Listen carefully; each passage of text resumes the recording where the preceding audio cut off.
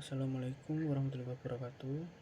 Perkenalkan, nama saya Bagus Nur Ramadan dari kelas MC701 Program Studi Manajemen Unsia Universitas Cyber Asia. Pada video ini saya akan mempresentasikan hasil analisis jurnal berjudul Analisis Portofolio Saham dengan metode CAPM dan Markowitz, karya Hardewi Prabowo yang dipublikasikan oleh Binus Business Review.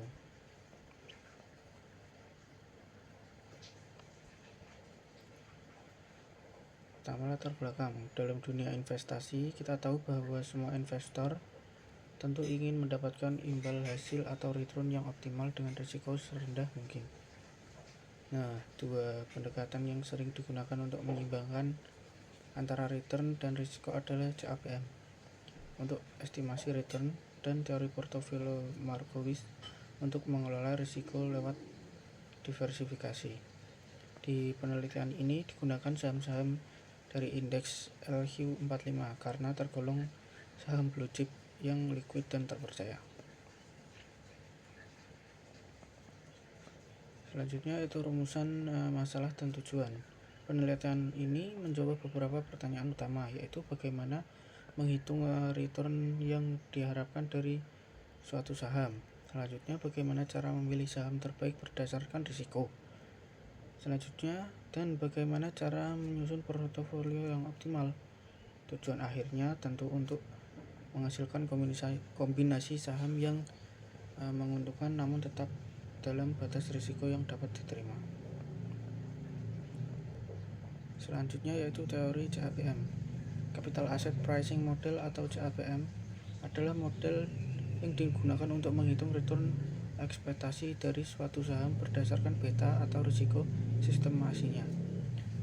Rumus CAPM yaitu risk free sama dengan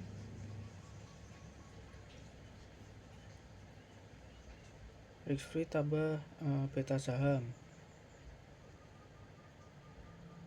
dalam kurung market return dikurangi risk free. Ini artinya return ekspektasi tergantung pada suku bunga bebas risiko, return pasar, dan beta saham. Model ini menjadi dasar dalam menilai apakah suatu saham tergolong overvalue atau undervalue. Selanjutnya yaitu teori Markowitz. Teori portofolio dari Markowitz berfokus pada diversifikasi untuk meminimalkan risiko. Dalam konteks ini, investor tidak hanya melihat satu saham, tetapi menggabungkan beberapa saham ke dalam portofolio agar fluktuasi nilai suatu saham bisa ditutupi oleh yang lain.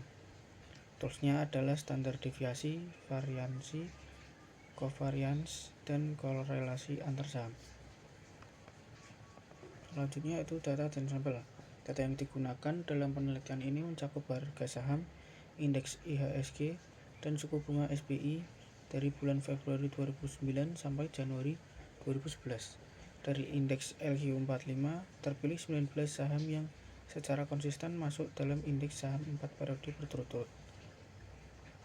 Selanjutnya yaitu hasil perhitungan CAPM. Berdasarkan perhitungan CAPM, seluruh saham yang dianalisis tergolong undervalued. Artinya harga saham tersebut dinilai lebih murah dibandingkan nilai intrinsiknya karena return aktualnya lebih tinggi dari expect return. Contohnya saham UNTR memiliki expect return 0,0024 tetapi aktualnya mencapai 0,0045. Selanjutnya itu penyusunan portofolio. Setelah itu dilakukan analisis menggunakan Coefficient of Variance atau CV. CV adalah perbandingan antara risiko dan return. Semakin kecil CV, semakin baik. Dari 19 saham, dipilih 10 saham dengan CV terkecil. Lalu disusun dua jenis portofolio. Portofolio 10 saham dan 5 saham. Hasilnya, portofolio dengan 5 saham ternyata lebih optimal. Selanjutnya, optimalisasi portofolio 5 saham. Portofolio 5 saham terdiri dari UNTR, SMCP, ASII, INDF, dan BBRI. Dari berbagai kombinasi bobot yang dicoba, ditemukan 3 portofolio terbaik. Yang pertama, portofolio dengan return tertinggi, cocok untuk investor agresif. Yang kedua, portofolio dengan risiko terendah, cocok untuk investor defensif. Yang ketiga, portofolio dengan CV terkecil, cocok untuk investor moderat atau seimbang.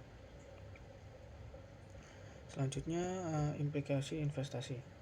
Berdasarkan hasil tersebut, kelima saham tadi bisa menjadi rekomendasi investasi, terutama bagi investor retail di Indonesia.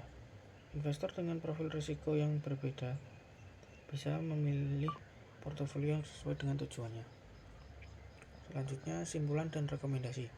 Kesimpulannya, kombinasi antara model CAPM dan teori Markowitz sangat bermanfaat dalam menyusun strategi investasi.